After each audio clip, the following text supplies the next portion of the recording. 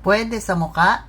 So, hi po mga ka-Diyosa. So, ang tinutukoy po ng ating ka-Diyosa ay yung ating pong SCD Peeling Skin Lotion, kung pwede daw po ba ito sa ating muka.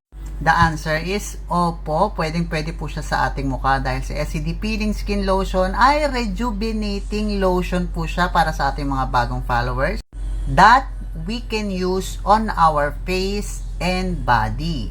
Pero talagang si SCD Peeling Lotion po ay nagmula po sa SCD Peeling Set. So ito po talaga ang pinanggalingan ni SCD Peeling Skin Lotion.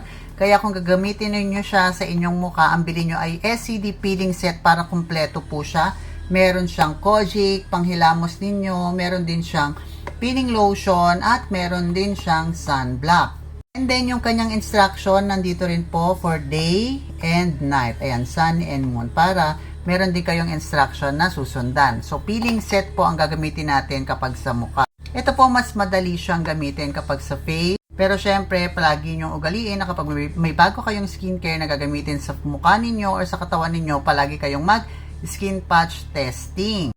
Since we have different skin type, different skin sensitivity, and syempre, hindi naman lahat ng product ay hiyang natin agad. So anyways, ayun, paano ba siya gamitin? Saktong-sakto kasi mag-a-apply na ako ng SCD Peeling Skin Lotion ngayon sa aking mukha. Nakapaghilamos na ako kanina, but since hindi na ako magsasabon ulit gamit yung ating Koji kasi mag-a-apply na ako ng ating SCD Peeling Skin Lotion. Maglilinis na ako ng mukha gamit yung ating micellar water na alcohol-free. So yes, si SCD Peeling Set po ay rejuvenating set din po ito. Ang pinagkaiba niya lang sa ibang rejuvenating set, hindi mo na kailangan dito ng toner, hindi mo na kailangan ng bulak. Hindi kailangan ng bulak at toner pero naglilinis na may bulak. Ano lang to, double cleansing. Bira naman ako magganto. Pinapapansin ko lang sa inyo. Charing. Pero yun nga, after nyo maghilamos ng Kojic, direct apply na kayo agad ng peeling lotion, okay? So for example, ito yung sabon, yung Kojic na pinanghihilamos nyo sa gabi bago kayo matulog. So ayan. After ninyong malinis ang mukha ninyo gamit yung ating SCD Kojic soap, ay kukuha ka lang ng small amount ng ating SCD Peeling Skin Lotion katulad nito. So, ayan. Ganyan karami, nakasya sa mukha at leeg mo.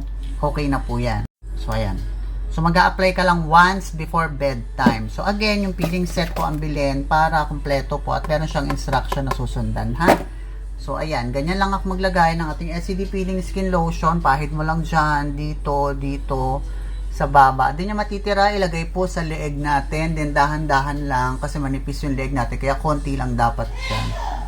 Ayan. So, gabi-gabi kayo mag-a-apply ng ganito lang. Yung talukap na matawag ng lagyan, katulad ng palagi kong sinasabi kasi manipis po yan. Kaya kapag gumagamit kayo ng kahit anong rejuvenating product, hindi po nilalagyan ng talukap na mata. Nakukuha na po yan ng Kojic natin. So, ayan. Ganun lang siya kadali, diba? So, ayan, may mga pimple marks pa ako, mga bago lang yan tumubo. After a month pa yan maaalis, huwag tayo magmadali. At least, lumilinis yung mukha natin. So, ayan. Hindi yan, pahid mo lang sa leg mo yung ibang natira. So, okay na siya. Ganon lang kadaling gamitin sa SCD Peeling Skin Lotion. By the way, baka tanong nyo ba't di nagbabalat ang mukha ko? 5 years ko na po itong ginagamit sa aking mukha. Consistent. May mga araw lang na nagpapahinga ako kapag piling ko mahapdi na siya, ganyan. Papahinga lang ako ng mga 2 to 3 days. Pag nawala na yung hapdi or pamumula, lagay na ako ulit. So, pakiramdaman nyo rin yung balat ninyo since we have different skin type. May mga skin na medyo sensitive, ilang araw lang, bilis silang mapdi. Pahinga mo lang pa ganun. Then, iwasan palagi yung ating eyelids, okay? So, yun lang mga ka-Diyosa. Kung gusto nyo order, please visit my TikTok account, RC Diyosa, and look for my showcase. May basket din tayo doon para maka-order kayo. So, yun lang, and have a great day po. Bye-bye!